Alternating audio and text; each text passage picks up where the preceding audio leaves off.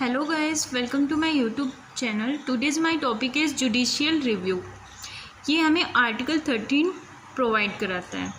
Judicial review means the power of the Supreme Court or High Court to examine the executive or legislative actions inconsistent with the Constitution of India. जो हमारा India का constitution है उसके according ये supreme court की और high court की power होती है जो कि एग्जीक्यूटिव और लेजिस्लेटिव के एक्शंस को जो कि असंगत एक्शन है उसके उनको क्या करती है, देखती है. Power of judiciary to interpret the constitution and to declare any law or order of the legislative and executive void if it find them in conflict with the constitution. ये जुडिशरी के पास पावर होती है कि वो हमारे constitution को interpret कर सकती है. अगर लेजिस्लेटिव और एग्जीक्यूटिव के बीच में कोई भी कन्फ्लिक्ट हो रहा है, विवाद हो रहा है किसी मैटर को लेके, किसी लॉ को लेके, तो उसमें जुडिशरी के पास पावर है कि वो उसको इंटरप्रेट कर सकती है और उस लॉ को डिक्लेयर कर सकती है. Origin of judicial review. क्या ओरिजिन था जुडिशियल रिव्यू का? The doctrine of judicial review originated and develop in the USA. जो जुडिशियल रिव्यू था वो ओरिजिनेट और डेवलप हुआ था यूएसए में. It was propounded for the first time in the famous case of Marbury versus medicine 1803 bye John Marshall, chief justice of the American Supreme court. ये पहली बार स्थगित हुआ था किस केस में? मार्बरी वर्सेस मेडिसन केस में. और उस टाइम पे अमेरिकन सुप्रीम कोर्ट के चीफ जस्टिस थे जॉन मार्शल, तो उनके द्वारा ये प्रोपाउंडेड हुआ था. बट लेकिन in India it was the first time established in case of Shankari Prasad versus Union of India 1951 and further defined in Keshavananda Bharati versus state of Kerala 1973.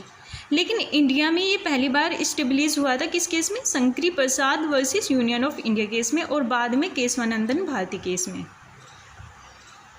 Scope of judicial review. Firstly to ensure fairness in administrative action.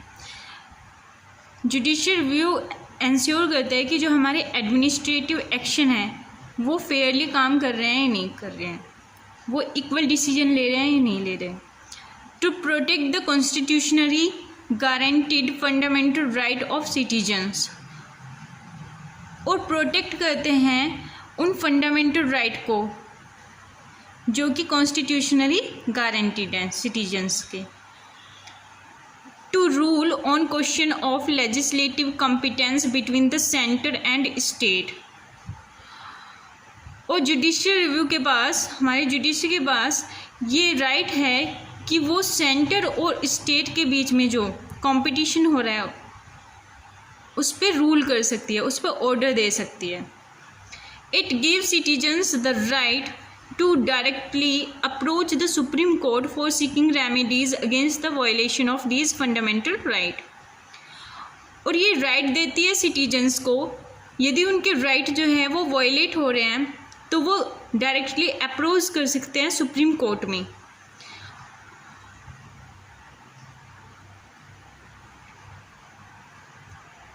Role of जज इन judicial review. क्या role होता है जजेस का judicial review में? Distribution of legislative power between parliament and various legislature of state is defined. जितने भी legislative powers होती है उनको डिस्ट्रीब्यूट करते हैं पार्लियामेंट और वेरियस स्टेट के बीच में. The constitution contain 3 list. Constitution 3 list contain करता है. Firstly union list, state list and concurrent list, जो कि 7th स्केड्यूल में आते हैं. Article 246 of the constitution contain schedule 7, जिसमें हमारी 3 लिस्ट होती है, union list, state list, concurrent list. Union list में पार्लियामेंट लॉज बनाती हैं, स्टेट लिस्ट में स्टेट लेजिस्लेचर लॉज बनाते हैं और कॉन्करेंट लिस्ट में पार्लियामेंट और स्टेट दोनों लॉज बना सकते हैं. अब लास्ट में हम दोबारा से जुडिशियल रिव्यू को देख लेते हैं। Judicial review means supremacy of law. It seeks to ensure the administrative action are taken according to law. Judicial review का मतलब है कि जो हमारा लॉ है वो सुप्रीम है। इट सीक्स टू एंश्योर, वो एंश्योर करता है कि जो हमारे एडमिनिस्ट्रेटिव एक्शन हैं वो अकॉर्डिंग टू लॉ लिए जा रहे हैं या नहीं लिए जा रहे हैं। गाइज़, अगर आपको मेरी वीडियोज़ अच्छी लगती है then like and subscribe my YouTube channel. Thank you guys.